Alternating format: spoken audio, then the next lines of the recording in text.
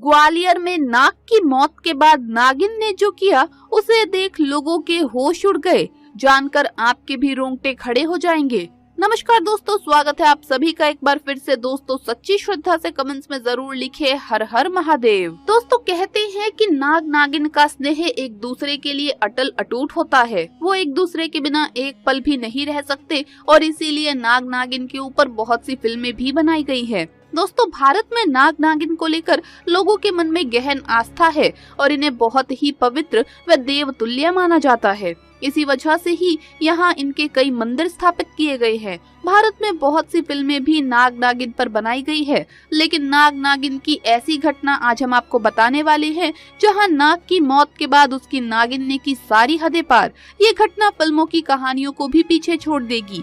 कहा जाता है कि वर्ष 2015 में एक दिन मध्य प्रदेश राज्य में स्थित ग्वालियर शहर में ट्रांसपोर्ट नगर के गेट नंबर 1 के पास नाग नागिन का एक जोड़ा रोड पार कर रहा था।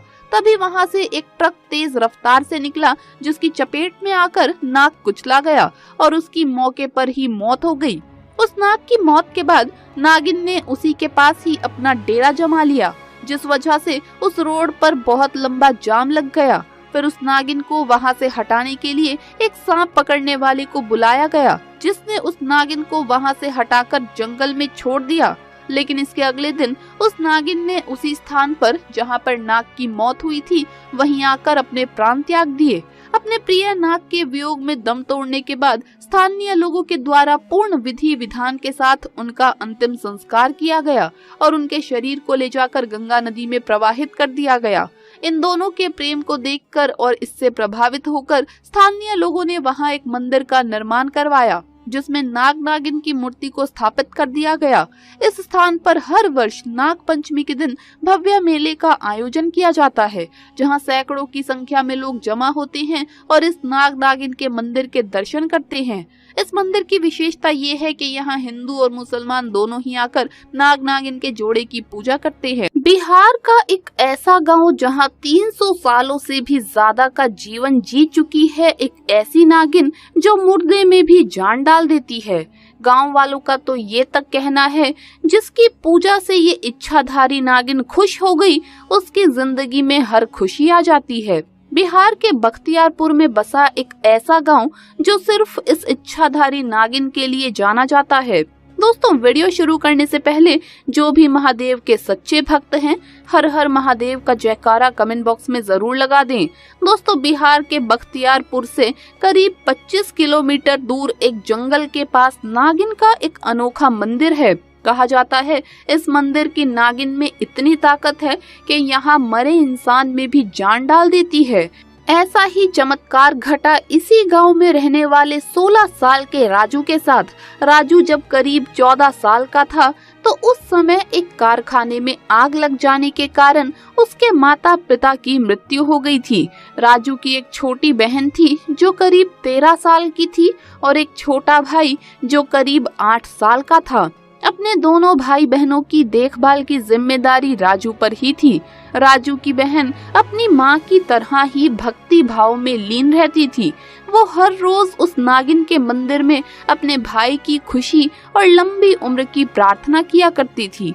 कम उम्र में ही राजू एक सेठ के यहाँ कोयला खदान में काम में लग गया। दरअसल उस सेठ का एक मुंशी था जिसकी निगरानी में ही राजू और अन्य मजदूर काम करते थे, परंतु वो मोहन सिंह बहुत लालची किस्म का था। सेठ की नजरों से बच बचाकर कुछ कोयले की बोरियां वो खुद ही बेच दिया करता था और उससे आए पैसों को अपनी जेब में रख लिया करता था।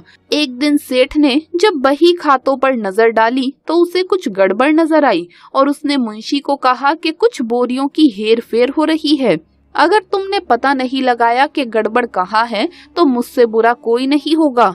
मुंशी डर गया। फिर उसने सोचा अगर मैं सेठ को गुमराह कर दूं और चोरी का इल्जाम किसी मजदूर पर लगा दूं तो शायद मैं बच जाऊं। और अगले दिन उसने अपने 2 खास आदमियों से कहकर रातों रात कुछ कोयले की बोरियों को एक रमेश नाम के मजदूर के वहां रखवा दिया और अगले दिन सेठ को कहलवा दिया कि हमने चोर पकड़ लिया है। रमेश एक गरीब मजदूर था और राजू का बहुत अच्छा मित्र था। राजू के सामने सेठ ने उसे बहुत मारा और नौकरी से निकलवा दिया। राजू जानता था कि उसका दोस्त रमेश निर्दोष है, पर उस समय वो कुछ नहीं कर सकता था।